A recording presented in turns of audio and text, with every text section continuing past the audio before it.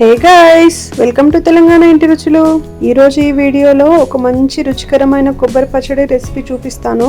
ఈ కొబ్బరి పచ్చడిని మీరు కూడా ఇంట్లో చేశారనుకోండి, అన్నంలోకి చపాతీలోకి చాలా బాగుంటుంది.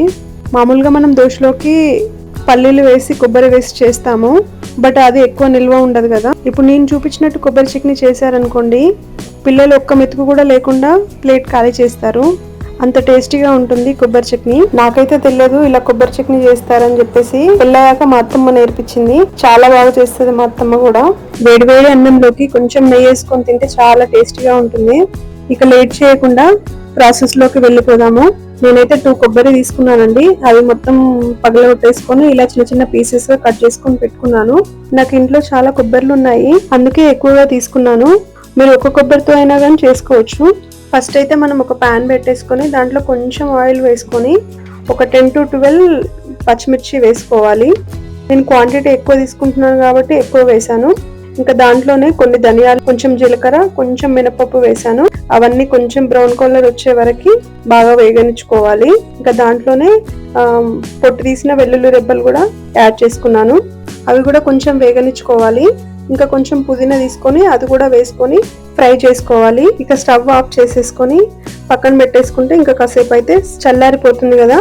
దాంట్లోకి కొంచెం చింతపండు తీసుకున్నాను, అది కూడా యాడ్ చేసేసుకొని ఇంకా మిక్సీ జార్లోకి వేసుకుందాము. జీలకర్ర, ధనియాలు, మినపప్పు, ఈ పచ్చిమిర్చి, పుదీనా ఇవన్నీ మెత్తగా గ్రైండ్ చేసుకోవాలి ఫస్టే. ఇదంతా మెత్తగా పేస్ట్ అయిపోయింది కదా, ఇక పక్కన పెట్టేసుకున్నాము. నెక్స్ట్ ఇంకో ప్యాన్ లో కొంచెం ఆయిల్ వేసుకొని పచ్చి కొబ్బరి, తరుముకున్న పచ్చి కొబ్బరి ఉంది కదా, అవన్నీ దాంట్లోకి ప్యాన్ లోకి వేసుకుందాము. ఇవి కూడా కొంచెం రెడ్ కలర్ వచ్చే వరకు వేయించుకోవాలండి. ఎందుకంటే కొబ్బరిలో పచ్చివాసన పోయే వరకు కొంచెం రెడ్ కలర్ వచ్చే వరకు వేయించుకోవాలి సిమ్ లోనే పెట్టేసి. ఇవి కొంచెం వేగితేనే పచ్చడి కూడా చాలా టేస్టీగా వస్తుంది. ఇవి వేయించేటప్పుడు చాలా మంచిగా స్మెల్ వస్తుంది, కొబ్బరి వాసన చాలా బాగుంటుంది. ఇక మనం ముందుగానే గ్రైండ్ చేసుకున్న పేస్ట్ ఉంది కదా, దాంట్లోకి ఈ కొబ్బరిలన్నీ వేసేసుకోవాలి. మనం ఫ్రై చేసుకున్న కొబ్బరిలు ఉన్నాయి కదా, అవి చూసారు కదా వీడియోలో, రెడ్ కలర్ లోకి వచ్చాయి పచ్చి కొబ్బరి అంతా. అవన్నీ చల్లారాక మిక్సీ జార్ లోకి వేసుకోవాలి. ఇంకా ఈ కొబ్బరి అండ్ మిక్సీ జార్ లోనే సాల్ట్ వేసుకున్నాము. ఈ కొబ్బరి మొత్తం మెత్తగా గ్రైండ్ చేసుకోవాలి, వాటర్ ఏమి యాడ్ చేయొద్దు, తొందరగా పాడైపోతుంది. చూస్తున్నారు కదా వీడియోలో, ఇలా గ్రైండ్ చేసుకుంటే సరిపోతుంది. నెక్స్ట్ ఇంకో ప్యాన్ తీసుకొని దాంట్లో పోపు కోసం ఆయిల్ వేసుకున్నాము. ఈ ఆయిల్ వేడవగానే కొంచెం జీలకర్ర, కొంచెం ఆవాలు, కొన్ని వెండిమిర్చి వేసుకొని కొంచెం కరివేపాకు కూడా యాడ్ చేసేసుకొని కొంచెం చిటికెడు పసుపు వేసేసుకున్నాము. ఇవన్నీ కొంచెం కలుపుకొని ఇంకా మనం మెత్తగా గ్రైండ్ చేసుకున్న కొబ్బరి పేస్ట్ ఉంది కదా, అది యాడ్ చేసుకోవాలి. ఈ ఆయిల్ అంతా, పోపు ఆయిల్ అంతా కొబ్బరికి పట్టేలాగా మొత్తం మంచిగా మిక్స్ చేసుకోవాలి.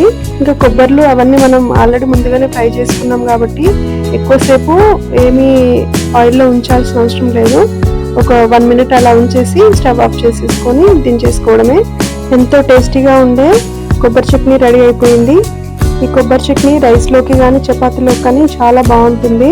ఇంకా పెరుగన్నంలోకి సైడ్ డిష్గా కూడా చాలా బాగుంటుంది. పిల్లలకు పెట్టారంటే వేరే చట్నీస్ కూడా అడగరు, అంత టేస్టీగా ఉంటుంది. మళ్ళీ మళ్ళీ చేయమని కూడా అడుగుతారు. ఇంట్లో కొబ్బరిలు ఉన్నప్పుడు మీరు కూడా ఖచ్చితంగా ట్రై చేయండి. ఈజీగా 10 minutesలో అయిపోతుంది. ఈ కొబ్బరి చట్నీ చపాతీకైనా కానీ రైస్కైనా కానీ చాలా బాగుంటుంది. నేనైతే రైస్కి వేసేసుకొని తిన్నాను. కొంచెం నెయ్యి వేసుకొని వేడివేడిగా కలుపుకొని తిన్నాను, చాలా టేస్టీగా ఉంది. చపాతీతో కూడా చాలా బాగుంది. మీరు కూడా ఇంట్లో ట్రై చేసి ఎలా ఉందో కామెంట్లో చెప్పండి.